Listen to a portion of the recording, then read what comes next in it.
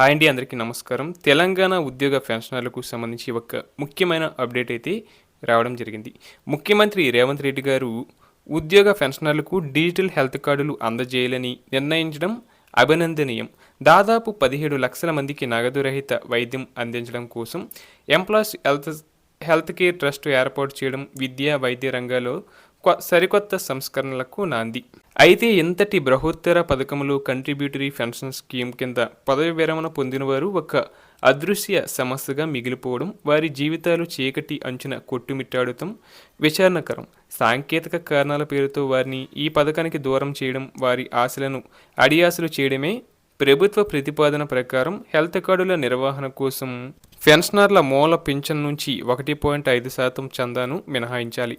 పాత pension scheme OPS పరిధిలోని పెన్షనర్లకు ప్రభుత్వం నేరుగా ట్రెజరీ ద్వారా పెన్షన్ ఇస్తుంది. కాబట్టి వారి నుంచి చందా వసూలు చేయడం ఒక చిన్న సాఫ్ట్వేర్ పని.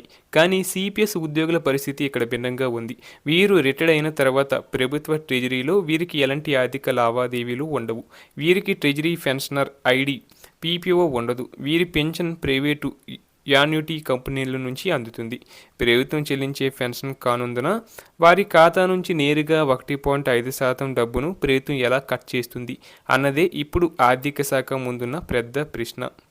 ఓపీఎస్ పెన్షనర్లకు నెలకి ₹1000 పెన్షన్ డిఏలు అందుతాయి. కానీ సిపిఎస్ కింద రిటైర్డ్ అయిన 2300 మందికి పైగా ఉద్యోగుల పరిస్థితి దయనీయంగా ఉంది. మార్కెట్ షేర్ల విలువపై ఆధారపడి వీరికి వచ్చేది అరకొర పెన్షన్ మాత్రమే. ఆ అరకొర డబ్బుతో నిత్యావసరాలు కొనడమే గగనమైన వేళ వృద్ధాప్యంలో వచ్చే గుండె జబ్బులు, క్యాన్సర్ వంటి ప్రాణాంతర వ్యాధులకు వైద్యం చేయించుకునే స్తోమత వీరికి ఎక్కడిది? ప్రైవేట్ ఇన్సూరెన్స్ కంపెనీల ప్రీమియంలు భరించే శక్తి వీరికి అస్సలు లేదు. అందుకే ఈ డిజిటల్ హెల్త్ కార్డుల పథకం వీరి పాలిట ప్రాణవాయువు వంటిది. సాంకేతిక కారణాలు చూపి వీరిని ఈ పథకం నుంచి దూరం పెడితే అది వారు చేసిన పాపం కాదు, వ్యవస్థాపరమైన వైఫల్యమే అవుతుంది. ఈ నేపథ్యంలో ప్రాణ్ ఆధారిత నమోదే మేలు. ఈ చిక్కుముడిని విప్పడానికి సిపిఎస్ యూనియన్గా ప్రభుత్వానికి ఇప్పటికే పలు సూచన చేశారు. సిపిఎస్ పెన్షనర్లకు ట్రెజరీ ఐడీలు లేకపోయినా వారి దగ్గర శాశ్వత పదవి విరమణ ఖాతా సంఖ్య ప్రాన్ ఉంటుంది. ఈ ప్రాన్ నంబర్ ఆధారంగా ఐఎఫ్ఎంఐఎస్ పోర్టల్లో వారి వివరాలను నమోదు చేసుకునేలా సాఫ్ట్వేర్ మార్పులు చేయాలి. అలాగే సిపిఎస్ ఉద్యోగుల ఆర్థిక పరిస్థితి ఇప్పటికే ఆగమ్య గోచరంగా ఉంది.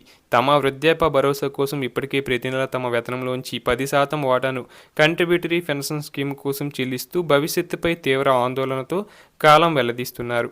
అటువంటిది ఇప్పుడు ఆరోగ్య భద్రత పేరుతో అదనంగా మరో 1.5% చందాను చెల్లించమనడం వారిపై అదనపు భారాన్ని మోపడమే అవుతుంది.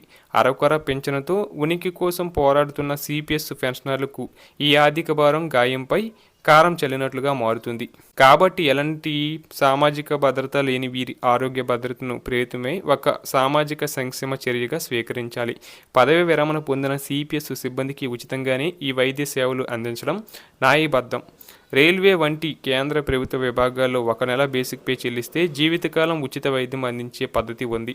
మన దగ్గర కూడా ఇలాంటి సులభమైన విధానాన్ని పరిశీలించాలి. సిపిఎస్ ఉద్యోగుల నుంచి 1.5% చందాను ఏ విధంగా సేకరిస్తారో స్పష్టమైన విధి విధానాలను వెల్లడించడంతో పాటు ఉద్యోగులకు ఈ పథకంలో చేరడానికి స్వచ్ఛంద ఎంపిక అవకాశాన్ని ప్రభుత్వం కల్పించాలి.